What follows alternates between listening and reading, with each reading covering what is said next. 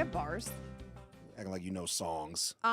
I was told to check my mic before this, and I said, check, baby, 1, 2, 3. Check, baby, 1. Here come the rock steady. Steady with the 1, 2, check out. Check's in effect, and I'm a wreck up. Okay, you got bars. You got bars. You got bars. I got bars. Did you like that? I was like hitting it like that. This, we have a video producer who helps make all this look good. I don't think any other shows he's doing started this way with some flows. Anybody? If you had to pick producer Matt for our video here, if you had to pick who could out 90s hip hop rap me at this radio station, who would it be? You might know some of these names. You can say they might not all be KYGO. You can say Big Mike. You can say you can say anybody. Big Mike could. Give me the, I think you probably could. I was gonna pick Rachel over at Denver Sports. I thought she would throw some bars. I love her. Yeah, what if she just like came and just spit in fire? And we were just like, okay. I'm saying, she strikes me as somebody that knows every word of Twista. Yeah. Well, I think it was at the last Christmas party. She at the end she did like this and flashed her abs and it said "Thug Life" across it, and I was like, Rachel, wow, that's pretty big Tupac. Big Tupac influence. Yeah, totally. Big Tupac influence. Totally, as we all have had. You know what's funny is can I talk about Tupac for just a second because it all makes sense in a way. Tupac the other day, I dropped Tupac's name to AJ. As I've talked about that on the show, AJ auditioned for performing arts school, right? And he was like, do I really want to? Now he's all in and really wants to go. So when I was talking him into performing arts school, I looked up who went to performing arts school, and I was like, you know who went? Boys to Men. And he's like, who the hell is Boys to Men, right? And I was like, Tupac. So until then, now he's like, really? I thought you were going to say that, he has to obviously do a scene. I thought you said he was going to do Poetic Justice. No. I thought he was going to do a Tupac scene. I was excited. I dropped Tupac's name for, and did you know that Tupac went to performing arts school? I did. Now I've watched the documentaries. I didn't know. That day was the day that I thanked Tupac for acting career ended way too soon. Yes. R.I.P. Tupac. Today's the last day of January. Congratulations on you making it through dry January, all in. 14 more hours. This was not it. Why was this? Do we have NFL playoffs? Why did you? Nuggets. I mean, because I know that, I don't want to get into the whole thing of, sobriety and dry January. We're separating the two. You did dry January. Yeah. Was there a point where you're like, I said on the show I'm going to do this, so I have to do this?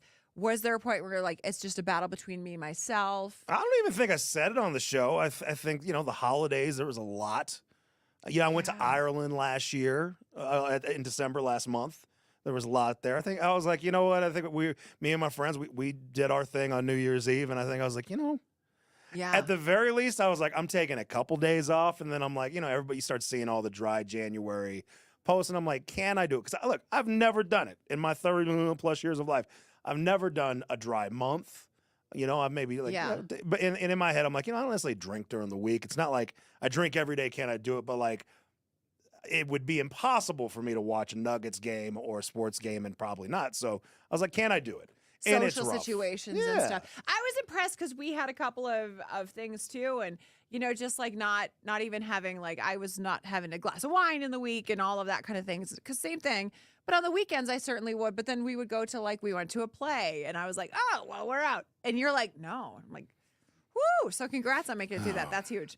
Okay, so February is finally here. Jesus, we made it through the longest month of the year. That's been exciting. Our first big show as we get into February here is we've got Nate Smith and Bailey Zimmerman all in 1 week. Let's talk a little bit about Nate Smith. He's just a country boy. I said see you later, boy. And the rumors of he and Avril Lavigne going out on a date. I'm here for it. It's cute. No. It's cute. Nate is not good. Nate is too good for Avril Lavigne. I know sometimes they'll tell the girls this guy. No, Nate is a gem.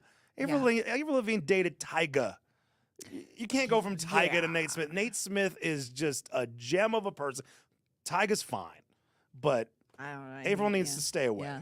April I I know thought it I know was she's doing some cute. I thought it was format kinda jumping. cute. Like, She needs to yeah. go just straight to classical music. Find an opera singer. And It is holler at kind of him. funny how she's gone from like punk music, the person she dated to, she's got her own music, but punk music to To rap. rock. She was like married to the guy from Nickelback for a while. So yeah, she's definitely format jumping. That's like her thing. It's her bingo card. Nate, But, let's talk. We hey. need to talk first.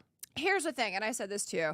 Like, I like fun little gossip stories about dating. I cannot stand, and let's be better human beings this year. When, like, say for instance, we just had a fun conversation about Avril. At no point does it need to turn to like it must be her if she's not keeping a relationship. Nate Smith saying if they want to date and they're single and they're doing their thing and treating each other with respect, like go for it, do your thing.